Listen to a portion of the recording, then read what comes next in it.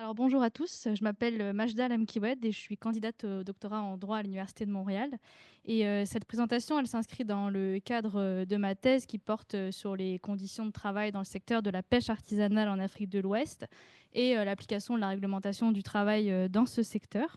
Et aujourd'hui, je vais vous présenter certains résultats préliminaires de mon enquête de terrain que j'ai conduit au Sénégal. Donc, je vais vous parler de la raréfaction des ressources halieutiques parce que c'était une préoccupation des participants dans le cadre de mon enquête de terrain qui est ressortie. Euh, et c'est aussi un enjeu central pour l'avenir du secteur. Et je voulais présenter essentiellement les causes de cette situation, ses impacts sur les pêcheurs et également les stratégies locales qui ont été mises en place pour faire face à cette situation. Alors tout d'abord, je voulais débuter cette présentation par une mise en contexte des caractéristiques du secteur de la pêche artisanale en Afrique de l'Ouest et de ses principaux acteurs. Alors en Afrique de l'Ouest, l'espace maritime il est assez riche et diversifié en ressources halieutiques, et en particulier pour certains pays de la région comme le Nigeria, le Sénégal, le Ghana ou la Mauritanie, et qui sont en fait les principaux producteurs de pêche dans la région. Et en fait, on sépare habituellement le secteur de la pêche en deux catégories, la pêche artisanale et la pêche industrielle. Et je vais parler principalement de la pêche artisanale parce que c'est ce qui m'intéresse dans le cadre de ma thèse. Donc la pêche artisanale, c'est plutôt une pêche qui est traditionnelle, qui est pratiquée par des familles de pêcheurs. Ils pêchent avec des petites embarcations comme des pirogues et ils font des courtes sorties de pêche à la journée ou alors seulement sur quelques jours. Et ils travaillent principalement donc, pour la consommation locale. Et en Afrique de l'Ouest, la pêche artisanale, ça représente quand même 80% des débarquements de pêche. Donc c'est vraiment le principal type de pêche qu'on trouve. Et en ce qui concerne la chaîne de valeur de la pêche artisanale, on retrouve principalement trois acteurs. Donc les pêcheurs qui pratiquent la pêche sur différents types de pirogues, avec différents types d'engins de pêche et donc différents types de pêche.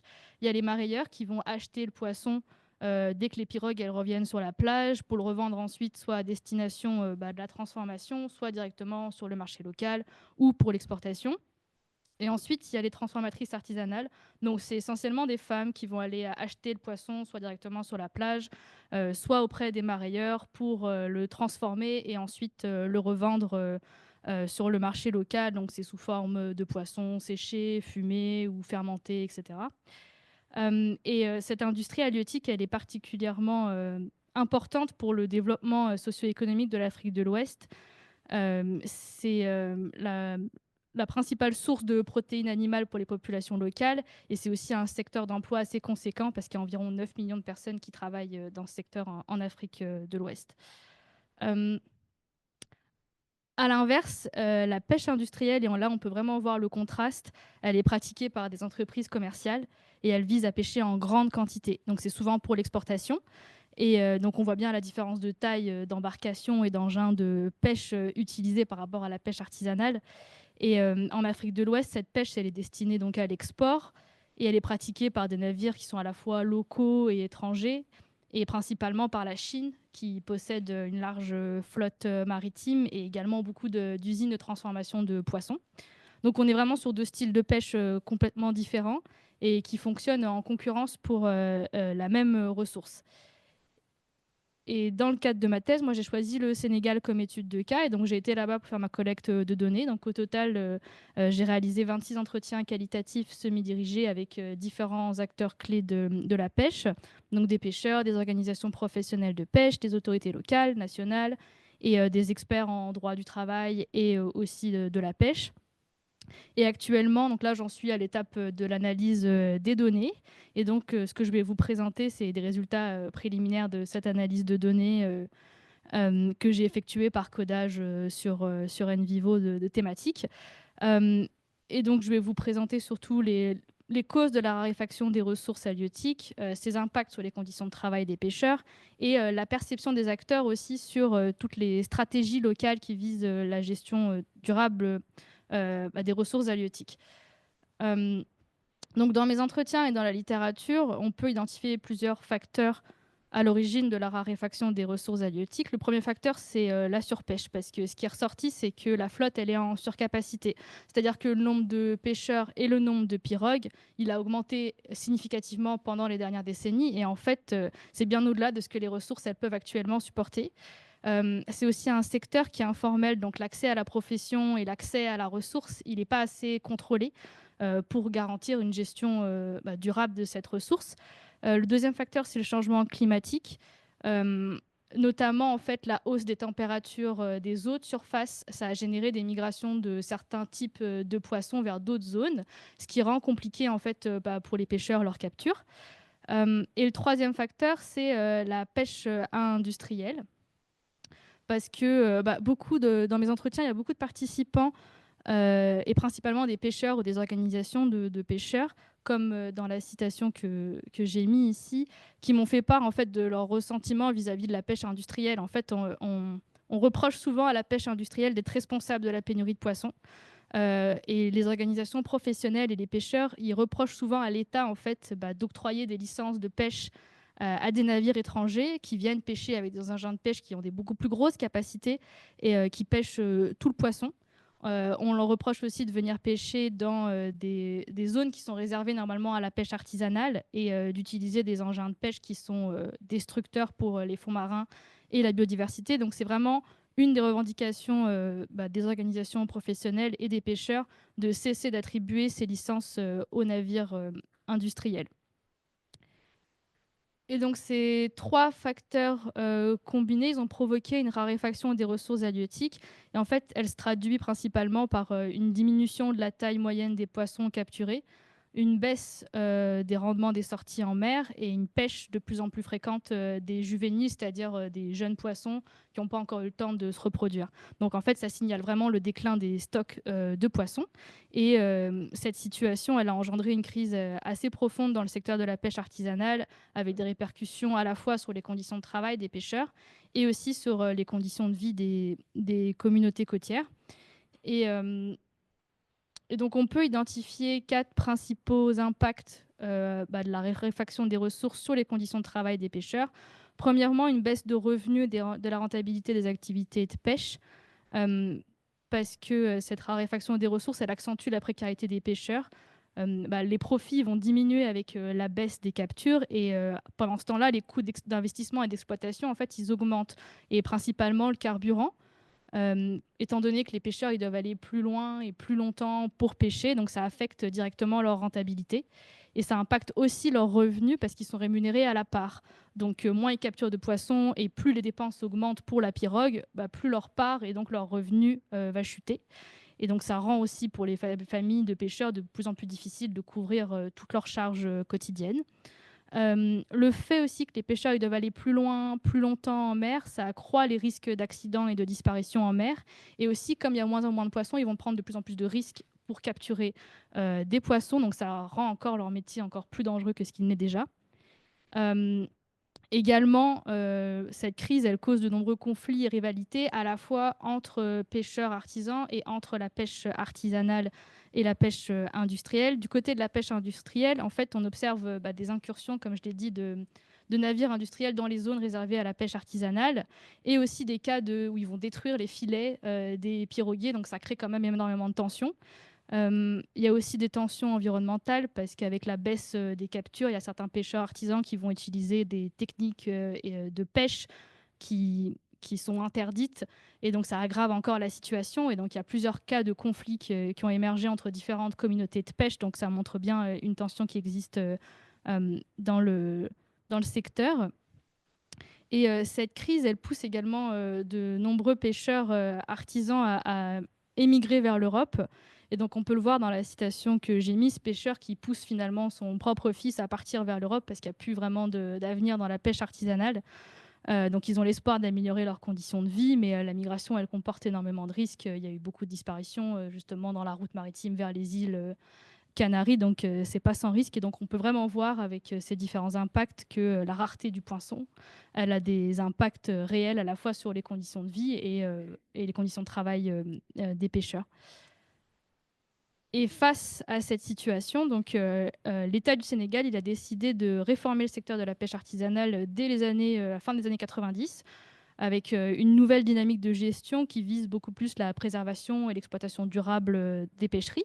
Et cette nouvelle approche, elle s'inscrit dans une logique bottom-up, donc elle part de la base et elle implique un partage de responsabilités donc entre l'État et les communautés de pêcheurs, parce qu'elle leur délègue en fait une partie de processus de gestion des pêches aux communautés de pêcheurs eux-mêmes.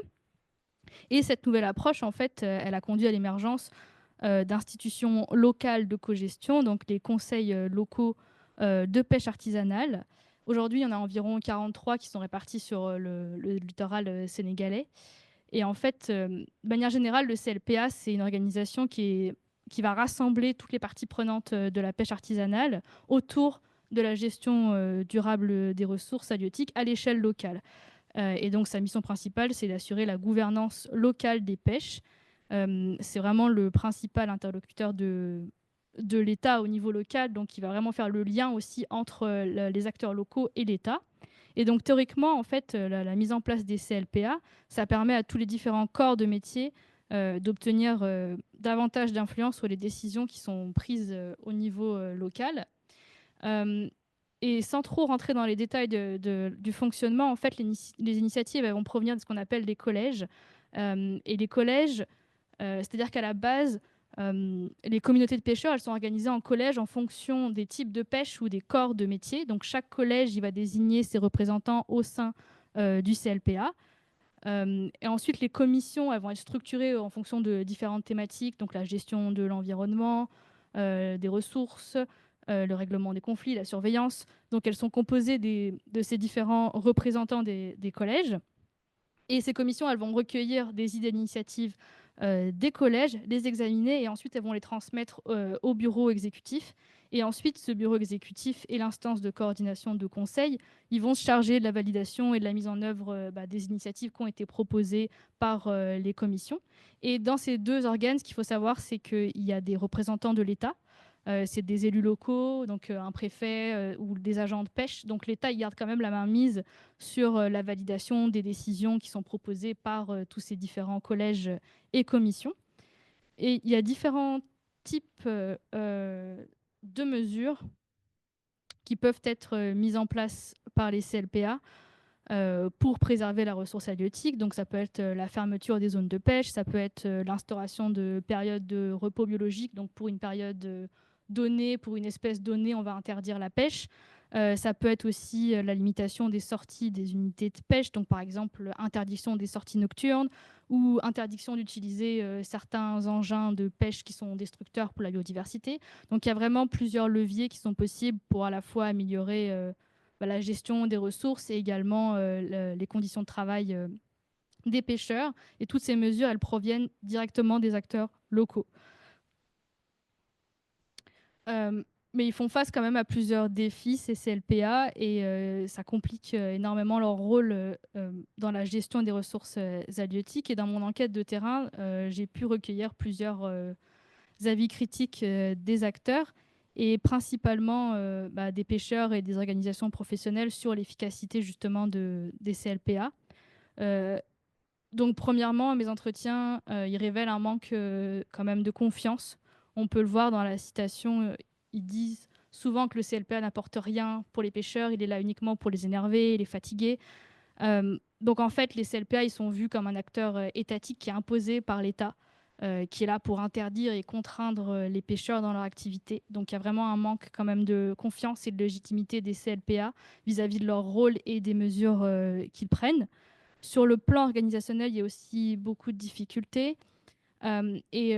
J'ai aussi fait des entretiens avec des représentants de CLPA qui m'ont fait part de toutes les difficultés aussi financières qu'ils rencontrent, étant donné que l'État il tarde en fait à donner les fonds nécessaires pour faire leur mission. En fait, ils étaient censés recevoir un pourcentage de la vente des permis de pêche et de cartes de marailleurs qui sont faites à l'échelle locale.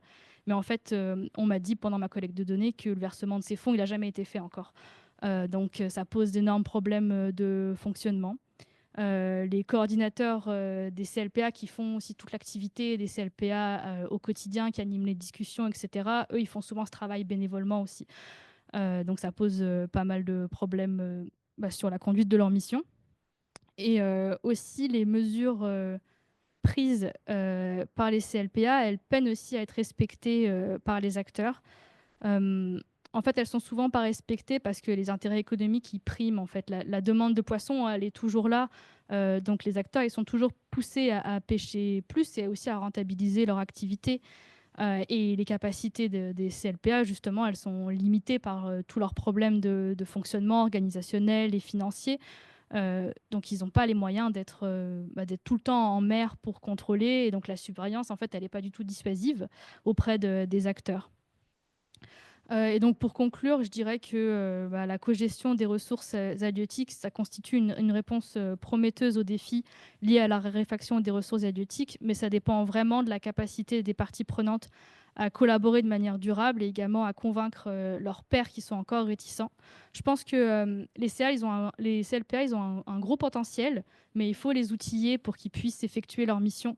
Et pour ça, l'État, il a un rôle à jouer, mais également toutes les organisations professionnelles qui opèrent au niveau local aussi, elles doivent faire le lien entre les acteurs à la base et cette organisation pour avoir une meilleure collaboration. Et donc, je vous remercie pour votre attention.